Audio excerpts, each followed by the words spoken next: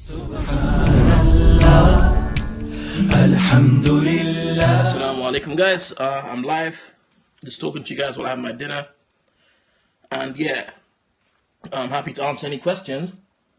But watching that made me angry again. You know,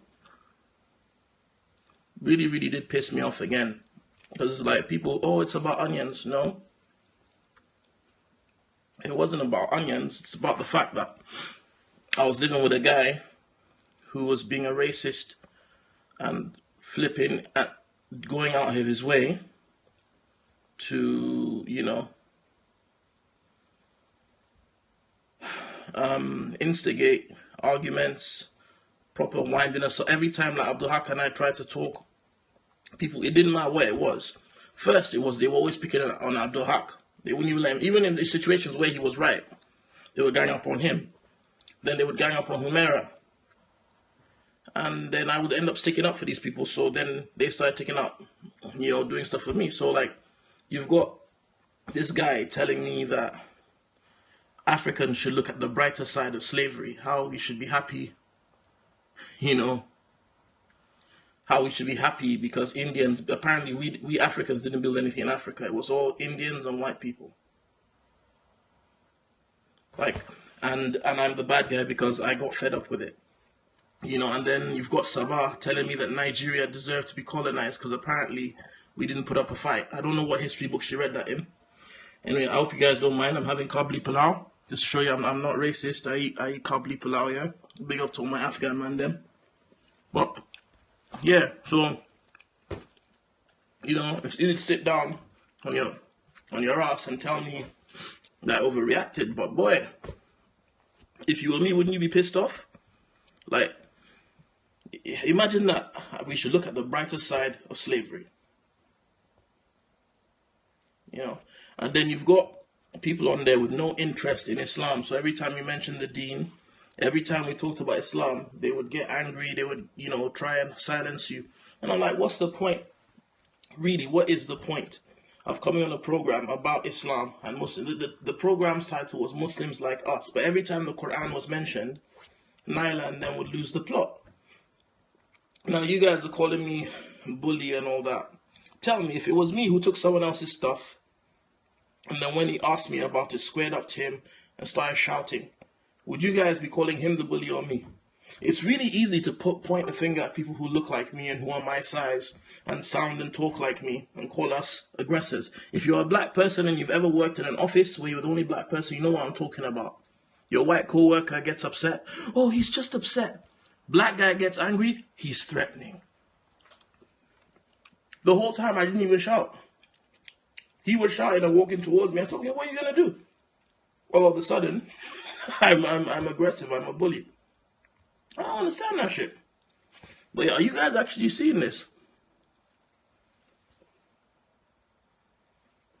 It's ridiculous because this is all part of the anti-blackness that Muslims face.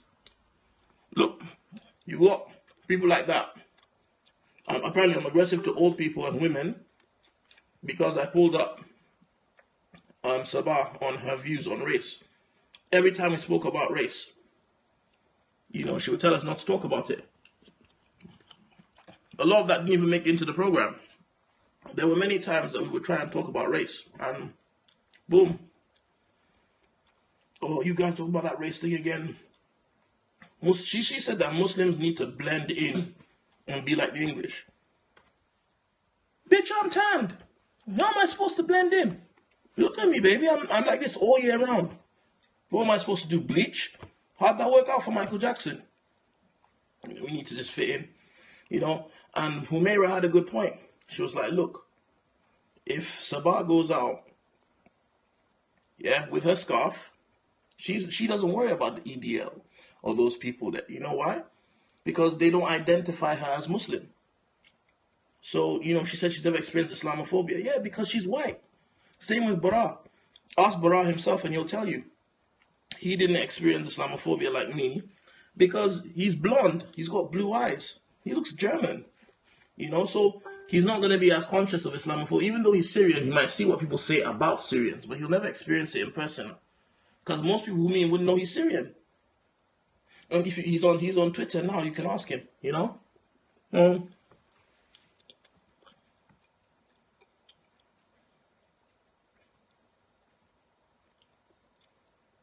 Yeah. How do I make it so people can ask questions then? I want people to ask questions.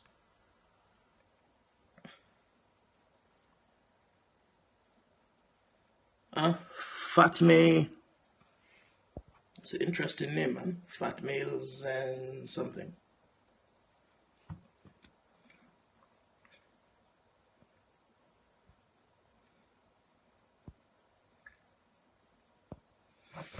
So yeah, guys, it's easy to sit down and accuse me of,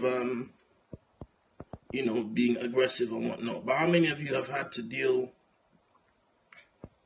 How many of you have had to deal with? Imagine what it's like. I mean, we get irritated living with our own brothers and sisters, right? I had to live with 10 strangers for 10 days, and the producers, bless them, they had good intentions, but I'm guessing their definition of practicing was not the same because we were told we'd be in the house with 10 practicing Muslims. So lo and behold, I didn't know I was gonna be in a house with people that hate the Quran. But yeah, it was a fun experience and everything. You know what? If you want to ask me, tweet at me. Tweet me your questions, innit?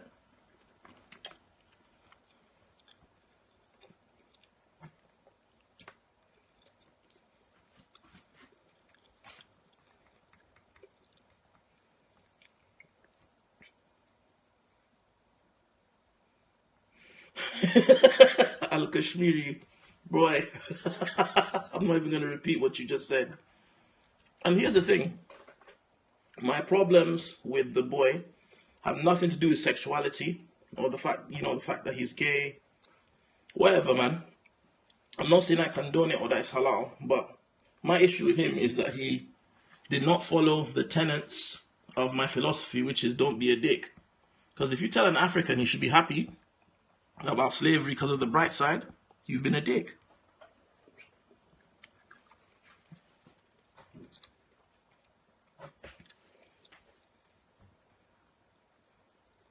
Big up for being married to an Asian. No, big up my wife, man. She's a G. Honestly. I'm a flipping unofficial, I'm an honorary Punjabi, Gaburu Punjabi. I love how they put the subtitles for me when I said Gore. And yeah, that's another thing. So we moved to the house now, and a house full of Asians, and nobody could cook. A Jeep. Just saying, a Jeep. So I decided, you know what, I don't want to eat curry every day anyway. So I'm gonna cook. And these guys have never met, most of those people in the house, a couple of them had never actually met an African before. I know. So I was cooking jollof rice every day, yassa, all these things. Hana Ibrahim to Rabi Hausa kuma Rabi kuma Nyamiri. So yeah. Sorry guys, I just have to keep it real for my North Nigerian peeps. But yeah, so it's like, I was in this house, and at one point I became like the father. I became like the father figure of the house, if you know what I mean. So, it was annoying because everybody, like when they had problems, they would run to our room and cry. Me and Abdul Haq, the same Abdul Haq they were slagging off. And don't get me wrong, I disagree with Abdul Haq on many issues, but to me, it's easy to sit down and just call him a piece of shit. It's easy to yell at him. It's easy to castigate him. But I sat down and debated the guy. It didn't make it into the program. Again, maybe it wasn't relevant, but you saw me confront Abdul Haq about the Shia thing. So ask yourself, if I confronted him about that, then don't you think I would have confronted him about other things? So I confronted him. Why do you think he went and apologized to the sister? Or when I spoke to her, who do you think influenced him to do that? Obviously, he's a grown man with his own akal, but, I was challenging Abdul Haq in the house. And I think the best way to challenge people is, to talk to them. Not kiss their ass and hug them like some people did, but sit down and have a conversation with a man, you understand? You know, like, yeah, and you guys have to remember, like, in the face of all this provocation, I believe I was actually very calm. Remember that I'm a boy, I live in South London.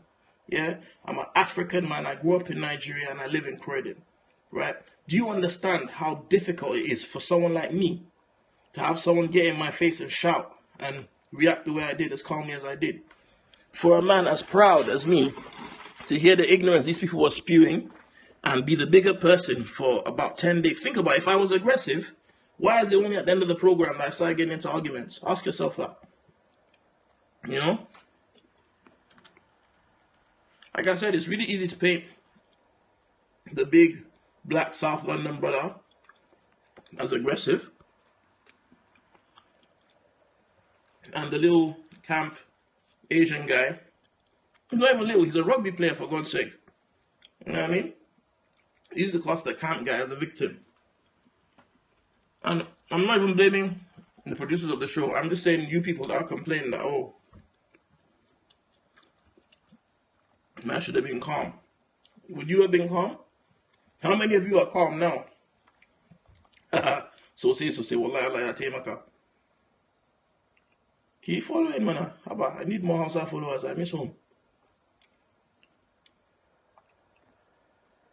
Ko yanga kike mun ne, to gashi zai follow din kike. Ke ma ki follow dina. To gashi na follow din ki yarwa. So yeah, like I was saying, like, you know, these people are here saying all this kind of stuff, all these disgusting things. All these disgusting things. Sam Lee Khan, shut up, man. But if your name, well, if, I didn't cuss his mom. I said his mom didn't teach him manners, and evidently she didn't. This guy is someone that put raw minced meat in a flipping fridge above somebody's cooked food and let blood drip into it. And you're telling me about, I mean, I'm not cussing his mom. His mom didn't teach him manners. I said it again. What? So, anyone else have anything to say? What a war. You guys are funny. But yeah, imagine living in a house full of people that talk like that. And then, this is my problem with wider society and Muslims as well. Because the house is full of Asians. They weren't all bad. But how many of them did you see speak out about what was going on in the house? How many? They all saw what was going on in private. A couple of them even said so when the cameras were off. But while it was happening, everybody kept quiet.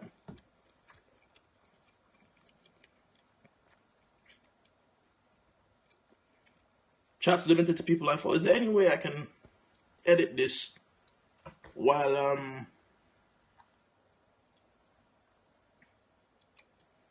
Is there any way I can edit this while I'm online with you guys? Because I wanna, you know, I wanna interact.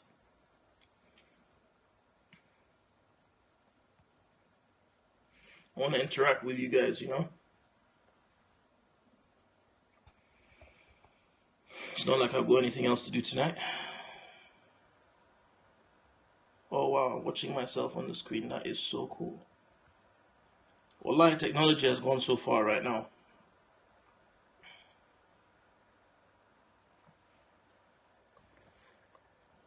Technology has really gone far. You know what I mean? This is almost like Halal Babe Station. Hi guys. Astaghfirullah.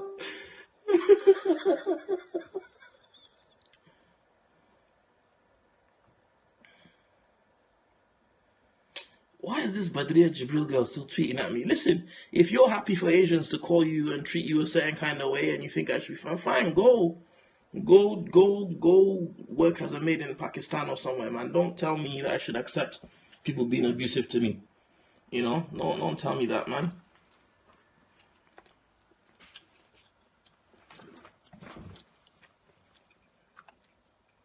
Some girl telling me about how, oh, what was it like living with Sabah, or how you say her name? At first, we thought she was all right. But then the views started coming out. She grew up in India when India was still a colony under the British. How crazy is that? So she grew up in a rich middle class family, watching brown people serve her hand and foot. So of course, when one of such people has an opinion, when I was cooking food for everybody and whatnot, she loved me. She did. She said that I was God in man. Those were her words. Na'udhu billah, nobody can be God. Yeah, a'udhu billah, shirk. But she said that those were her words. But as soon as the little Negro had an opinion, I became an uppity Negro then, innit?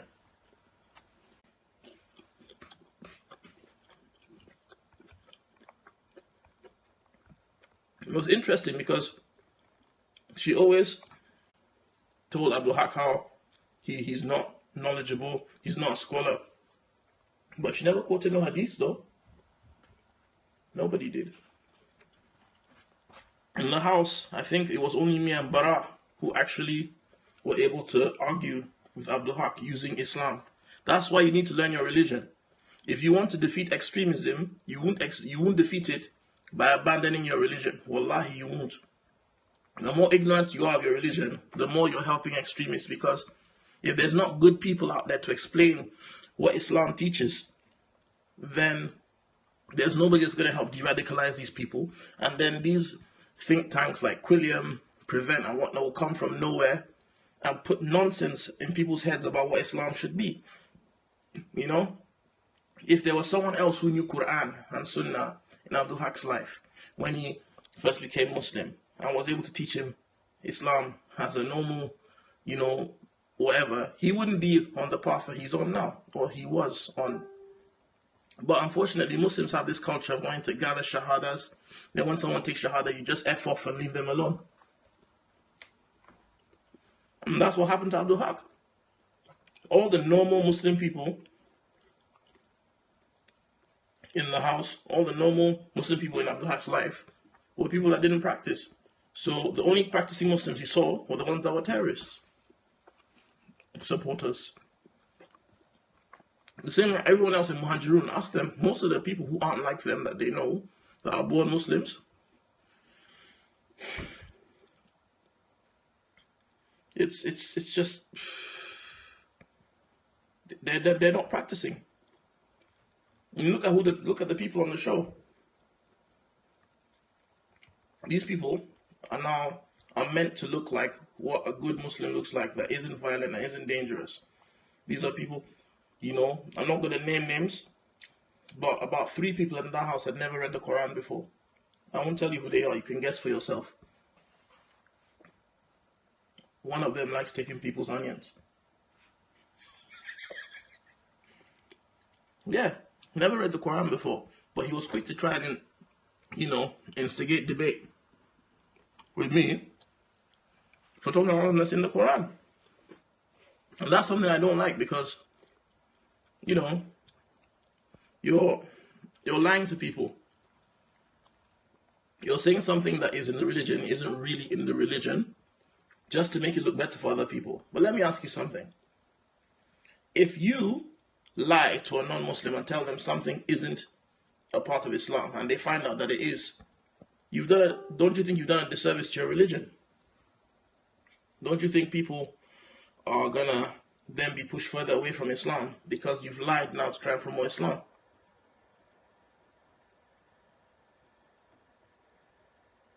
So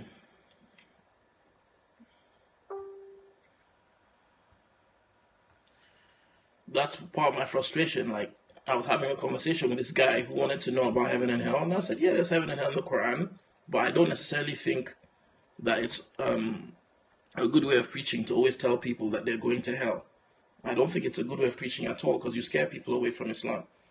You need to talk about mercy as well as punishment. You can't just talk about punishment. That's the point I was trying to make. And then Farhan came, oh, I don't believe in heaven and hell. I'm not talking about what you believe in, bruv. I'm talking about what's in the Quran and flowing straight from the survival scrolls. You're talking about what you think, you know, and it was frustrating, because like, if you don't like Islam, if you don't believe in the Quran, you don't believe in Hadith, you don't believe in it, then why do you want to even call yourself a Muslim? I'm not saying he's not, but what's the point? If you hate Islam so much that whenever people talk about what's there and proven in the religion, it makes you angry, You know, why even bother being a Muslim? If I didn't like a religion, I wouldn't be part of the religion. It's as simple as that. You know, so yeah, I don't know, man. I don't know. I think that the producers of this show may have had good intentions, but I think it's hard to compress everything that happened on that show within 10 days into 2 episodes. Maybe the BBC should have given them more funding or something. I don't know, but because I hope some positive comes out of it. I hope some positives come out of it because, there was some positives, but I just think, yeah, 10 days with those kind of characters, and I hope Allah guides. I hope Allah guides those people because I feel, like you had Nyla writing letters to God. Really? Like, if you don't believe in Salah, which is one of the pillars of Islam, then letters, not even emails, letters. I wonder if somebody wrote back to her. And if so, how does she know it was God? Does she know God's handwriting? Nonsense. Nonsense. But yeah, alhamdulillah, I made it out of the house alive. And it was a good experience. I got to see. Thing is, I already know that there are other types of Muslims. I already know that there are people with different views from myself. I'm already aware of that. It was just the first time I'd been around people who were so close-minded, Yeah,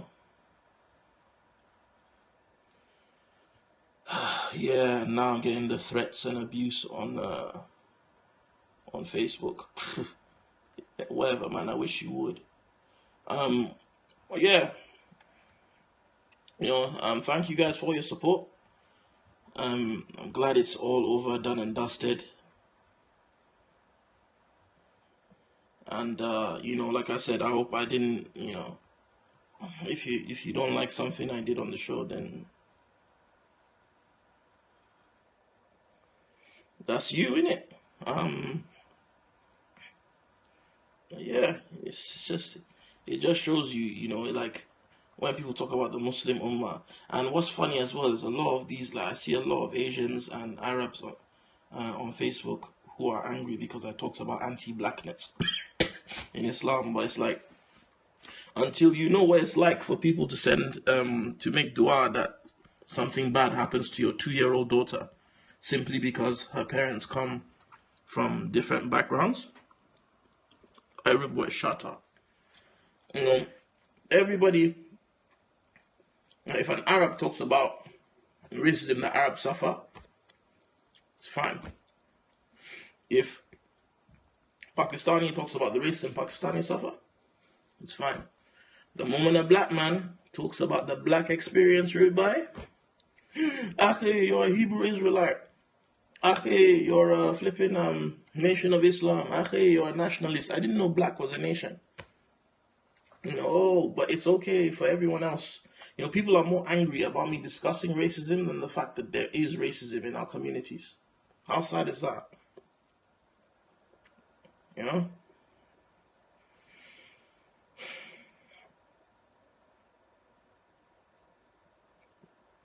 But yeah, and it's a key thing to notice how when that stuff popped off in the kitchen, all the Asians just grouped together on one side.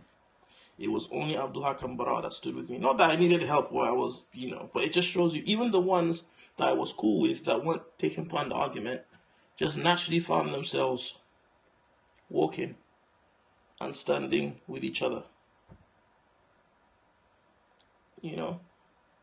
So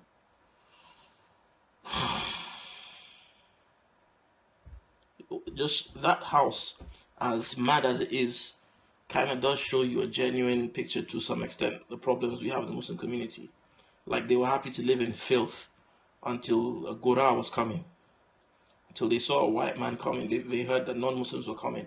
They don't care about the fact that they're living in filth. They don't care about the fact that the kitchen was in an unhygienic condition.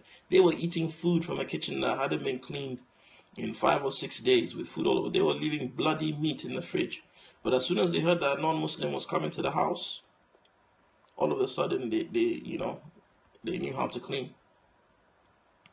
They knew how to, that's hypocrisy, bruv. The only reason people say, well, why didn't you clean up? Well, if I'm cooking all the bloody meals, I'm not gonna clean too. I'm not flipping Django, mate. Like, the only reason, I mean, yeah, it's just ridiculous, and they were all trying to show up for the camera, as you can see. Alhamdulillah, whether good or bad, I said what I felt, and then Manny talking shit when I wasn't in the room. Fuck off, you are a bully.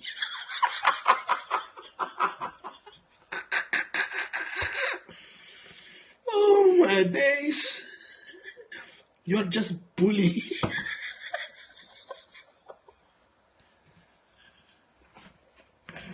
Joke thing, man.